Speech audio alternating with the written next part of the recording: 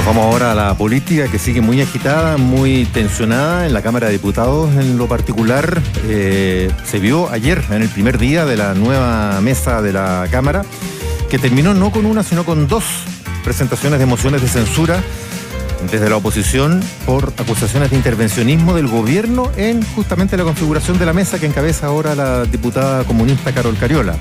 El Ejecutivo, el oficialismo, la misma mesa, acusan que se están buscando excusas para desviar la atención del trabajo legislativo, que hay que abocarse a la agenda de las reformas, de los proyectos de ley que están en trámite. Ya estamos con Juan Espinosa, conectados para conocer los entretelones de lo que se está viviendo ahí en la Cámara. Juan, ¿qué tal? Buenos días. Hola, Juan. ¿Qué tal? Buen día. La jornada comenzó con análisis y con reflexiones sobre la contingencia, sobre las relaciones con Venezuela. Luego siguieron, a raíz de la atomización de las fuerzas al interior del legislativo, varios análisis respecto de la necesidad de reformar el sistema político. A mediodía se paralizó todo con el desmayo en plena intervención de la diputada Marcela Riquelme.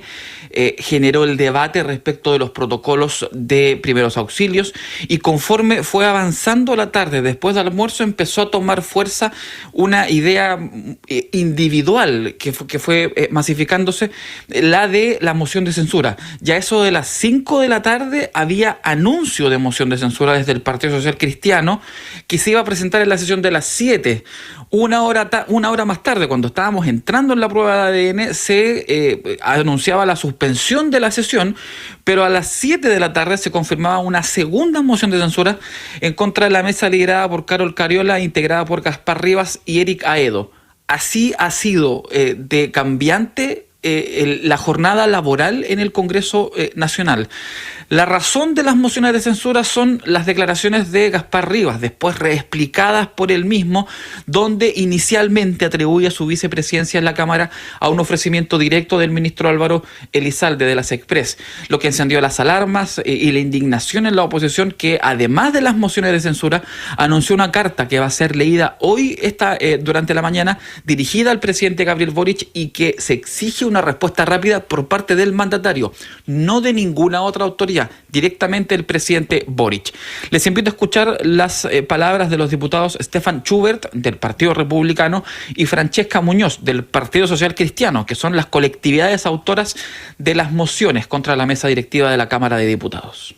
Esto nos parece una intromisión inaceptable respecto a la democracia y respecto de un poder del Estado. Nosotros esperamos que esta solicitud de censura sea tramitada a la brevedad y acogida para que podamos tener una votación como en derecho corresponde. Una cosa es el diálogo que tenemos nosotros entre pares acá dentro del Parlamento, pero otro punto es la intromisión descarada del ministro Elizalde en la elección de la mesa.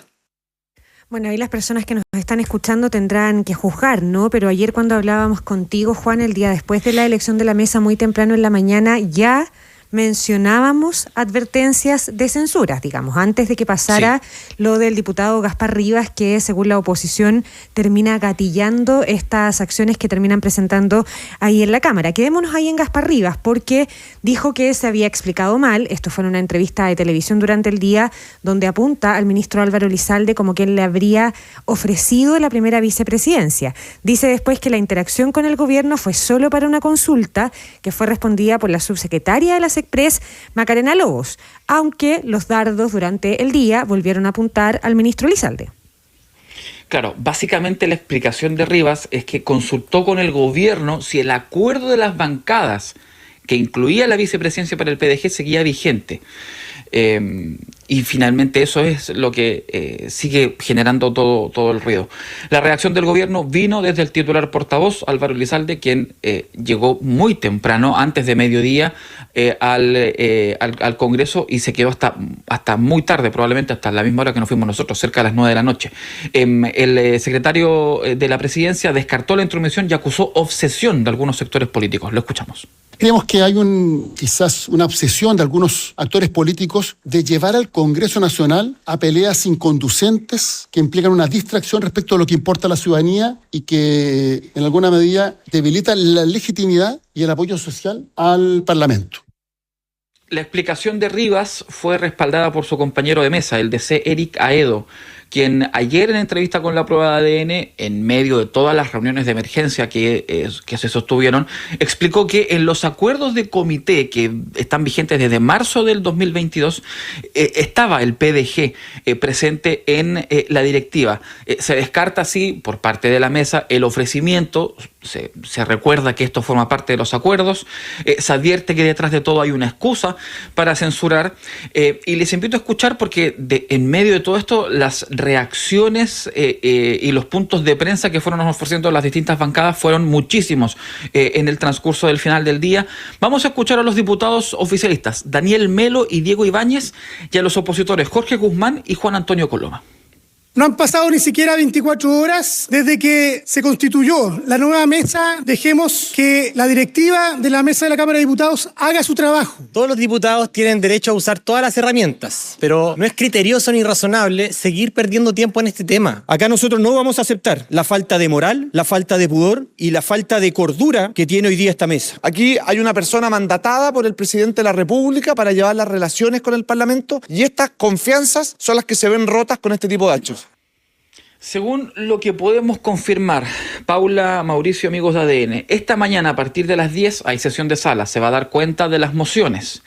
La votación de la censura de la Cámara va a ser el día lunes, en el pleno que comienza a las 5 de la tarde, igual que la semana pasada donde se elegía la mesa. Se va a resolver ahora por mayoría simple, es decir, el 50+1 de los presentes. Volvemos a sacar la calculadora, volvemos a hacer la lista de los parlamentarios y de quién podría votar por quién. Podríamos decir también, vuelve el pirquineo para tratar de salvar a la mesa de Carol Cariola.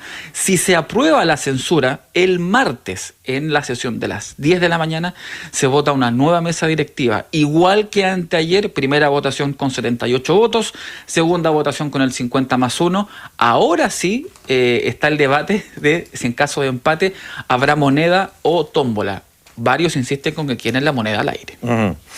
Todo es un espectáculo, ¿eh? Mientras tanto, las reformas y los proyectos de ley, la agenda de seguridad, la agenda de crecimiento, la agenda de pensiones, siguen ahí en discusión y las atenciones se focalizan en esta historia interna que es bien patética, ¿eh? Yo creo que la gente queda con una sensación realmente, un mal sabor de boca con el espectáculo que están dando los parlamentarios. Estas mociones de censura nos recuerdan, ¿no es cierto?, aquellos intentos de acusaciones constitucionales que se lanzaban a diestra y siniestra el año pasado nomás por los mismos republicanos, los mismos socialcristianos, y que terminaban en fiascos, en verdaderos papelones ahí para la oposición. Así está la oposición también parece, ¿eh?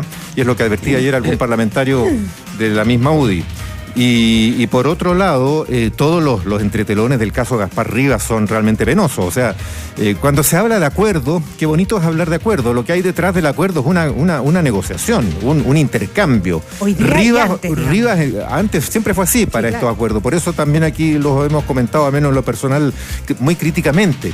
Son formas de pasar un poquito por arriba de las mayorías, de cómo en los parlamentos del mundo las mayorías gobiernan las corporaciones parlamentarias durante una legislatura completa. En este caso serían los 4 años completos en la Cámara de Diputados, y no hay esta repartija semestral. En algunos periodos hemos tenido repartijas semestrales poco menos que de los cargos, para que todos tengan su momento de gloria ahí en la testera de la mesa de la Cámara.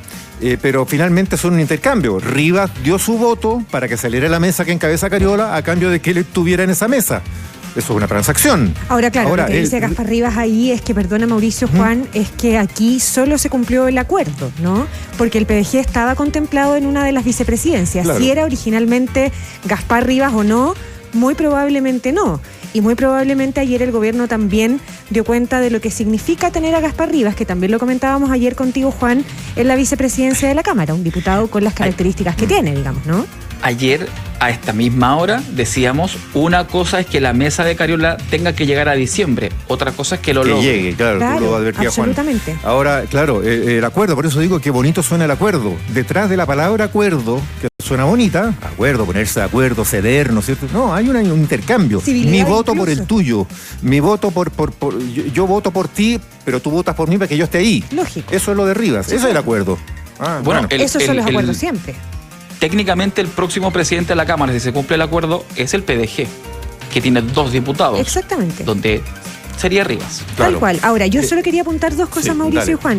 En esta línea que yo decía que es bueno que aquí las personas también juzguen, alejándome de toda intención de populismo, ¿no? Pero lo primero, volver a insistir que ya cuando asumió la mesa de Carol Cariola se empezó a hablar de censura. Más allá, no había ocurrido el episodio, por decirlo de alguna manera, Gaspar Rivas, en las primeras horas de ayer martes. Y lo segundo, 3 horas. no hay que olvidar, Juan, que aquí los que quedaron resentidos como bloque después de la elección de la mesa de Carol Cariola fueron la derecha, digamos, ¿no? O sea, la derecha, Chile Vamos particularmente, recriminó bien en duros términos a Mauricio Ojeda y al Partido Republicano por no haber dado ese voto para que Carol Cariola no fuera la presidenta de la Cámara. Por lo tanto, también ahí hay un sector que ayer encuentra una oportunidad y así lo exponen públicamente, porque así fue la puesta en escena de todos los parlamentarios de Chile Vamos, hablando de intervención del gobierno y de... si fuera al revés, estaríamos viendo lo mismo a la inversa. Por supuesto que sí, y hacia allá quiero apuntar. Digamos, claro, los ¿no? que o sea, pierden van a reclamar y van a buscar, lógico. claro. O sea, ayer encuentra la derecha, en este caso, una oportunidad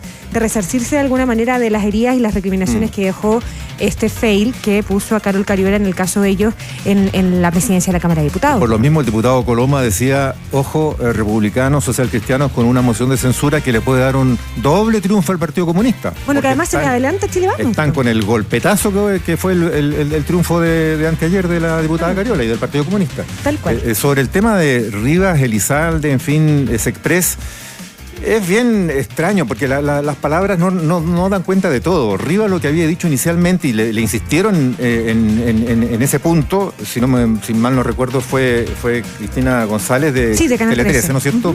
Claro, la estoy viendo a ella ahí preguntándole, inquiriéndole a Rivas, ya, pero fue Elizalde que le ofreció la vicepresidencia. Sí, dijo a través de la subsecretaria. Entonces después, claro, es re fácil decir, nunca me llamó Elizalde ni me ofreció el cargo, porque ya había dicho que era a través de la subsecretaria. Si estas cosas tampoco a veces son tan explícitas, son tácitas y se entienden, pues, ¿no? Y es más o menos obvio, o sea, esta fórmula... Quedan muchas dudas sobre el rol del gobierno en esta configuración de la mesa. Esta fórmula con la que el oficialismo se queda con la mesa, Juan, a alguien se le ocurrió, digamos, más allá de que el acuerdo inicial decía que el PDG tenía una de las vicepresidencias, a alguien se le ocurrió mirar a Gaspar Rivas, porque Gaspar Rivas le iba a dar el voto a Carol Cariola, digamos. O sea, eso también es una evidencia que está sobre la mesa. Y porque en la bancada del PDG quedan 2. Sí, claro. El tema Karen Medina no iba a votar. Está desmantelada esa bancada. Absolutamente. Lo más parecido a la política, Juan Espinosa. Gracias, Juan. La política. Buenos días. Seguirá. Atentos al próximo capítulo. Sí, un abrazo, buen día. Buen día. 7:28 minutos. 7:28.